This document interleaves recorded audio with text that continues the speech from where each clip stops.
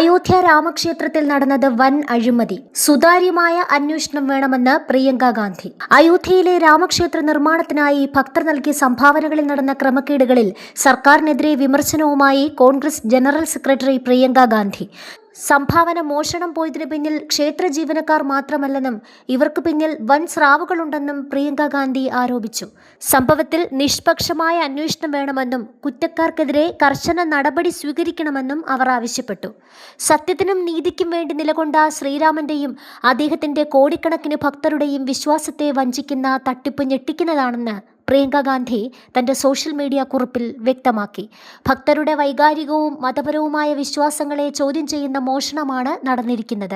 പണം നൽകിയ ഭക്തരോടുള്ള ഉത്തരവാദിത്വം ട്രസ്റ്റ് നിറവേറ്റണമെന്നും അവർ ആവശ്യപ്പെട്ടു. വളരെ പാവപ്പെട്ടവരായ സ്ത്രീകൾ പോലും രാമക്ഷേത്രത്തിനായി സംഭാവന നൽകുകയുണ്ടായി. കൃത്യമായ അന്വേഷണം നടക്കണമെന്ന് പ്രിയങ്ക ഗാന്ധി പറഞ്ഞു. വയനാട് മണ്ഡലം സന്ദർശിക്കുന്നതിനിടെയായിരുന്നു മാധ്യമങ്ങളുടെ ചോദ്യത്തിന് പ്രിയങ്ക ഗാന്ധിയുടെ പ്രതികരണം. വിഷയത്തിൽ BJPയും RSSും ഉത്തരം പറയണമെന്ന് കോൺഗ്രസ് നേതാവ് പവൻ ഖേരയും ആവശ്യപ്പെട്ടു. രാമക്ഷേത്ര പ്രോജക്റ്റ് അതിന്റെ തുടക്കം മുതൽ RSSന്റെ മേൽനോട്ടത്തിലും പ്രധാനമന്ത്രിയുടെ ഓഫീസിന്റെ നേരിട്ടുള്ള നിയന്ത്രണത്തിലായിരുന്നുവെന്ന് ഖേര പറഞ്ഞു. പ്രധാനമന്ത്രിയുമായി അടുത്ത ബന്ധമുള്ള നൃപേന്ദ്ര മിശ്ര, മുൻ RSS പ്രചാരകനായ ചമ്പത് റായ് തുടങ്ങിയവരെ ഉൾപ്പെടുത്തിയാണ് ട്രസ്റ്റ് രൂപീകരിച്ചതെന്നും പവൻ ഖേര ചൂണ്ടിക്കാട്ടി. ക്ഷേത്രത്തിനുള്ളിലെ ഉദ്യോഗസ്ഥനായ മഹിപാൽ സിംഗ് മുമ്പ് മോഷണ വിവരം റിപ്പോർട്ട് ചെയ്തിട്ടും കുറ്റക്കാർക്കെതിരെ നടപടിയെടുക്കുന്നതിനു പകരം അദ്ദേഹത്തെ പുറത്താക്കുകയാണ് ചെയ്തത്.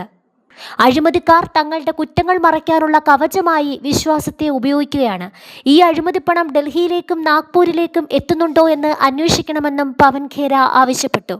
അഴിമതി ആരോപണങ്ങളെ തുടർന്ന് ശ്രീരാമ ജന്മഭൂമി തീർത്ഥ ക്ഷേത്ര trust general secretary Champat Rai, trustee Anil Mishra എന്നിവർ ധാർമ്മിക ഉത്തരവാദിത്വം ഏറ്റെടുത്ത് രാജിവച്ചിരുന്നു.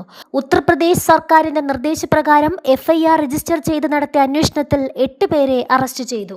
ഭണ്ഡാരക്കൊള്ള കേസിൽ അറസ്റ്റിലായ പ്രതികളിൽ നിന്ന് 79.85 ലക്ഷം രൂപയാണ് SIT പിടിച്ചെടുത്തത്.